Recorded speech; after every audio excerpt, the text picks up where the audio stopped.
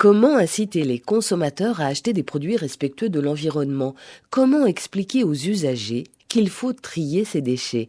Michael Dupré, docteur en psychologie sociale, chercheur en communication environnementale, vient de publier les résultats de plusieurs études. Selon lui, les campagnes de sensibilisation sont inutiles.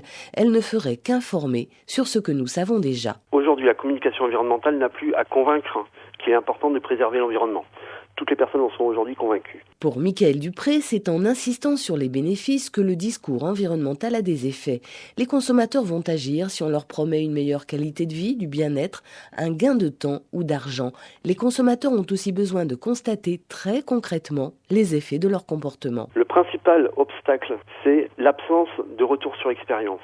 C'est-à-dire qu'on ne voit aucun impact de nos comportements personnels sur la fonte des glaciers, sur l'environnement.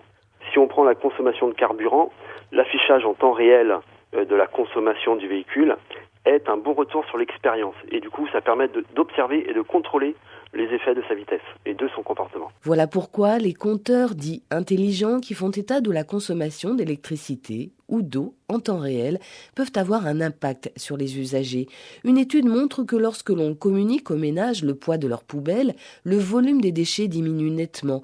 Michael Dupré a mené une autre expérience.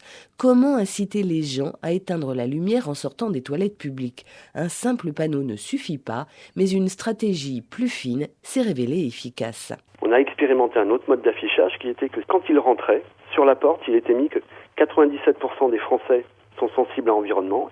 Et quand la personne sortait, là il était mis une autre affiche, alors pourquoi laissez-vous la lumière allumée derrière vous?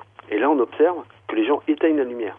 Parce que être sensible à l'environnement, c'est une norme, donc j'adhère à cette norme. Moralité, les beaux discours ne suffisent pas.